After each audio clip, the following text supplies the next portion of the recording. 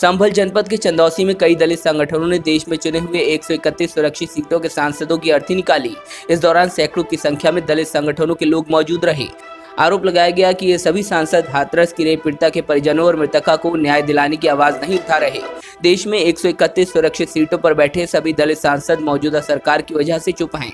लिहाजा इन सभी 131 सांसदों की अर्थी पूरे शहर में निकाली गई। हम उत्तर प्रदेश सरकार में जो हाथरस की बेटी मनीषा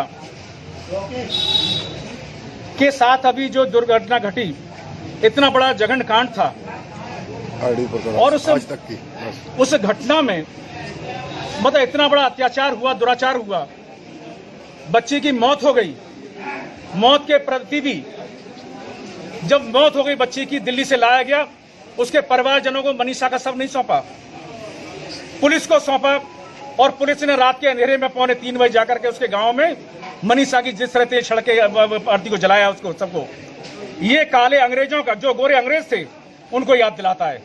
सरदार भगत सिंह को जैसे एक दिन पहले पूर्व फांसी दी गई रात के अंधेरे में, सरदार भगत सिंह, शहीद राजगुरु, इन सबको जो जलाने का काम किया था अंग्रेजों ने, आज उसी तरह से इन काले अंग्रेजों ने मनीषा के शव को गांव में ले जा करके माँ बाप को, परिवारजनों को कुंडी के अंदर ताला में बंद करके जो सब जलाने का काम किया है।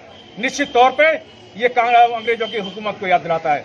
हम देश के आरक्षित सीटों पर जो 131 सांसद जीत के आते हैं, जो परम पूज्य बाबा साहब डॉक्टर भीमराव अंबेडकर जी ने संविधान में अधिकार दिया था, उन 131 सांसदों ने एक आवाज नहीं उठाई।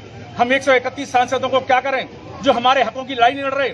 आज उन्हें 131 सांसदों के हमने अर्थी निकालने का और जलाने का काम किया है। हम चाहते हैं कि 131 सांसद या तो संसद से इस्तीफा दे या राष्ट्रपति के पास जाकर के उत्तर प्रदेश की घटनाओं को, चाहे हमारी ये जो दोनों बेटियां वो हुई हैं, बिमला हो चाहे मनीषा हो, दोनों बेटियों के जो कातिल हैं उनको सजा दिलाने का काम करें।